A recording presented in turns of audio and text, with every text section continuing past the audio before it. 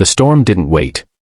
It came roaring in over the Atlantic like a living thing, black clouds swirling as if the sky itself were falling apart, while a lone fisherman named Mark Turner battled the violent waves off the coast of South Carolina. He had seen storms before, but nothing like this one.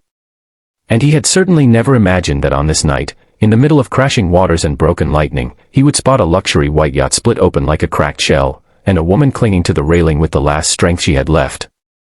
The sea swallowed everything around her, and Mark realized he had seconds before she disappeared beneath the water forever. If you're watching this and believe in kindness, miracles, and second chances, please like, comment, share, and subscribe to the channel. Your support truly means the world. Mark fought the current with everything he had. His small boat groaned under the pressure, its old engine rattling loudly, but he pushed it forward. The yacht was sinking fast, water climbing up its deck, dragging it deeper every time the waves slammed against it. Through the spray, Mark saw her, a woman in her mid-30s, soaked, trembling, eyes wide with the helplessness of someone moments from drowning.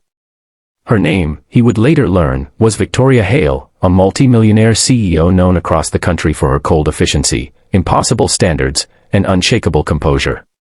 But none of that mattered now. Here, on a dying yacht in the heart of a storm, she was just a terrified human being praying for one more breath. Mark tied a rope around his waist and leapt onto the collapsing yacht, almost slipping as the deck tilted. He grabbed her arm, shouting over the roaring thunder. She didn't respond, she simply collapsed against him, unconscious from exhaustion. The yacht lurched violently, and Mark barely managed to pull her into his boat before the whole vessel vanished beneath a whirl of dark water, taking its luxury, prestige, and power down with it. All that remained was the storm, and the men who refused to let her die. Hours later, after fighting the storm, guiding his failing boat to shore, and carrying her unconscious body across the sand, Mark finally reached safety. She was breathing, but weak. He didn't know her name, didn't know who she was, he just wrapped a blanket around her, carried her to his truck, and drove her to the local clinic. He waited there for hours, drenched and exhausted, until the doctor told him she would recover. Mark nodded quietly, too tired to absorb all the details. He left before she woke up, thinking the strange night was over. But it wasn't. By the time morning sunlight touched the worn porch of Mark's small home, an old wooden place tucked behind rows of coastal pines, the calm was shattered by the sudden rumble of engines. 5 black SUVs rolled down the dirt road like some kind of elite convoy, stopping sharply in front of his house. Mark stepped out with confusion, wiping his hands on his jeans. He wasn't used to visitors. He certainly wasn't used to vehicles worth more than his home pulling up in front of his porch. The doors opened. Men in black suits stepped out, security agents, judging by the earpieces and alert expressions. And then she stepped out. Victoria. Cleaned up, awake, dressed sharply in tailored clothing, though her eyes still carried the shock of the night before. She approached him slowly, almost hesitantly, as if unsure how to talk to someone who had seen her at her absolute weakest. Mark learned quickly that she was no ordinary person, but even without the security convoy, the way she carried herself revealed her authority.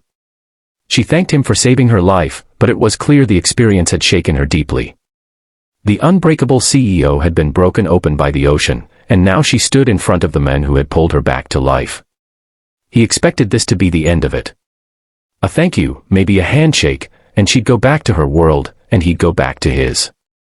But something had shifted in her. Something she wouldn't admit, not yet, but he could see it in her eyes. Gratitude mixed with disbelief.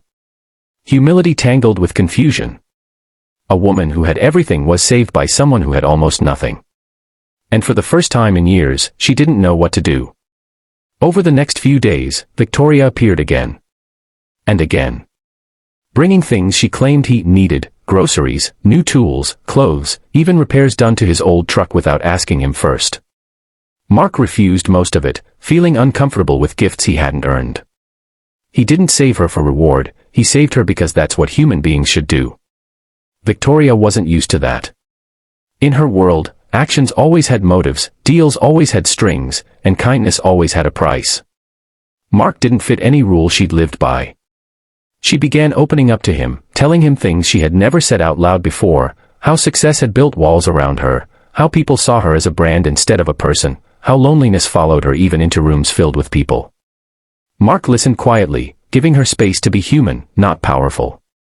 One afternoon, she accompanied him to the docks. She watched him repair nets, talked with local fishermen, and saw the simple, honest rhythm of the community. It was the opposite of her world: no competition, no hidden agendas, no multi-million-dollar deals waiting to implode. Just people living. People caring. People helping. That contrast dug deep into her heart. As days passed, the storms inside Victoria began to calm. She laughed more. She breathed easier. She stayed longer every time she visited. And Mark, who had lived years believing his life was small and unnoticed, found himself watching her with quiet awe. Not because she was wealthy or famous, but because she was slowly rediscovering her humanity right in front of him. But change, like healing, comes with pain. When news of her near-death accident broke, her board demanded her return to New York. The company couldn't operate without her. Shareholders grew nervous. Investors threatened to pull. Her survival had become a headline, but her absence had become an emergency. Her world came crashing back, dragging her away from the peaceful refuge she had found with Mark. She left that evening, promising to return. But Mark didn't expect her to. People like her had entire universes demanding their attention. People like him were small chapters in their lives, easy to close, easy to forget. Weeks passed. Mark went back to his daily routine, though the air felt heavier. Some nights he stared at the ocean, wondering if fate only meant for their paths to cross once. He didn't resent her. He just missed her. Missed the quiet moments, the unexpected softness, the spark of something he couldn't quite name. Then, one quiet morning, as he prepared his boat for another long day, he heard footsteps on the dock. Light, familiar footsteps. It was her. Victoria looked different this time, not in appearance, but in expression. She didn't look lost or overwhelmed. She looked certain. Steady. Clear. She told him she had stepped down as CEO. Not because she couldn't handle the job, but because she realized she had been surviving, not living. Her identity had become tied to a company that consumed her, leaving no room for meaning, joy, or real connection. The night of the storm didn't just threaten her life, it revealed how empty her life had become. Mark didn't know what to say. She continued, explaining that she wanted to build something new, something human-centered, meaningful, compassionate. And she wanted him to help her shape it. Not because of what he could give professionally, but because of who he was. The men who saved her life had unknowingly inspired her to change it. Their journey didn't become a fairy tale overnight. They faced judgment, disbelief, and challenges from every direction. But slowly, with trust and patience, they built something extraordinary. Victoria used her resources to open a community rescue and support foundation, one focused on safety training, maritime survival programs, and coastal community development. Mark became a central figure in the project, guiding its mission with authenticity and integrity.